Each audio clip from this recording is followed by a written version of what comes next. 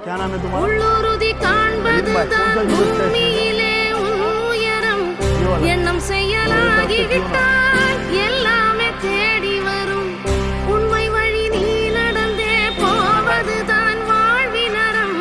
அன்பின் கொடி ஏற்றி வைக்க துணை சேரும் கோடிக்கரம். தேடல் இல்லாத உயிருண்டோ சொல்லம்மா, எல்லாம் உன்னுள்ளே அதை தேடு கண்ணம்மா.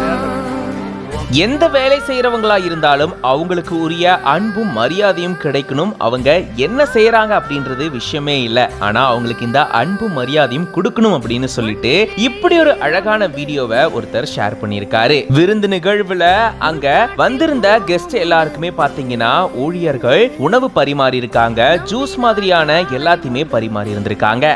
அப்போ அங்க ஜூஸ் கொடுத்துட்டு இருந்த நபருக்கே ஜூஸ வழங்கி இருந்திருக்காரு இந்த நபர். இதுல எது நல்லா இருக்கும் அப்படின்ற மாதிரி பேசிக்கிட்டே அவரை இத குடிங்க அப்படின்ற மாதிரி சொல்லியிருந்திருக்காரு. அவரும் ரொம்பவே சந்தோஷத்தோட இந்த மாதிரி ஜூஸ் எடுத்து குடிச்சிருந்திருக்காரு. இப்படி நிறைய நிகழ்ச்சிகள்ல ஏன் நம்மளுடைய வீட்டு நிகழ்வுலயே சில பணியாளர்கள் அங்க வந்திருக்கக்கூடியவங்களுக்கு உணவு பரிமாறி இருந்திருப்பாங்க. அப்ப அவங்கள பார்த்து நம்மள நிறைய பேர் சாப்பிட்டீங்களான்னு கூட கேட்டிருந்திருக்க மாட்டோம், ஏன்னா அவ்வளவு வேலையில மறந்துருப்போம். ஆனா இப்படிப்பட்ட சூழல்ல அங்க கஷ்டப்பட்டு வேலை செய்யறவங்க கிட்ட போயிட்டு சாப்பிட்டீங்களா அப்படின்னு கேட்டு அவங்களுக்கு சாப்பிடுறதுக்கு உணவும் கொடுத்தா அவங்க எவ்வளவு சந்தோஷப்படுவாங்கல்ல. அப்படிதான் இவரும் செஞ்சிருக்காரு. ஹுசைன் மன்சூரி அப்படின்ற பக்கத்துல இருந்து இப்படி ஒரு அழகான வீடியோவை ஷேர் பண்ணிருக்காங்க. நம்ம செய்யக்கூடிய சின்ன சின்ன விஷயங்கள் கூட இன்னொருத்தங்களுக்கு மிகப்பெரிய சந்தோஷத்தை ஏற்படுத்தும். அதை தான் நம்ம இங்க பார்க்க முடியுது. அவரு ஜூஸ் குடிங்க அப்படின்னு சொல்லி கொடுக்கிறாரு, ஆனா அந்த நபருக்கு அது எவ்வளவு பெரிய சந்தோஷத்தை ஏற்படுத்தி இருக்கும்ல. ஒரு சின்ன மாற்றம் ஒருத்தங்களுடைய வாழ்க்கையில மிகப்பெரிய மாற்றத்தை ஏற்படுத்தும் அப்படின்னு சொல்லலாம். அந்த மாதிரி தான் இதுவும் இருக்கு. இந்த வீடியோ பார்க்கும்போது நீங்க எப்படி ஃபீல் பண்றீங்க அப்படின்றத கமெண்ட்ஸ்ல சொல்லுங்க. இந்தியாவில் நீர் மேலாண்மை திட்டத்திற்காக தன் வாழ்வை அர்ப்பணித்த இளைஞர். எங்கெல்லாம் விவசாயத்துக்கு தண்ணி பிரச்சனையா இருக்கோ அந்த இடத்துக்கு சூஸ் பண்ணி அங்க தண்ணி கொண்டு போயிட்டு விவசாயம் பண்ண வச்சிருக்கேன். ஸோ இதுதான் இப்போ நான் பண்ணிருக்கேன். தொடர்ச்சியாக 200க்கும் மேற்பட்ட ஏரிகளை தூர்வாரி மண்ணையும் மக்களின் மனதையும் குளிர்வித்த ஹீரோ. பேராவூரணியில் 201வது ஏரியை தூர்வாரும் பணியை தொடங்கிய போது பொன்னாடை போர்த்தி கௌரவம் செய்து வாழ்த்தி நெகிழ்ச்சி.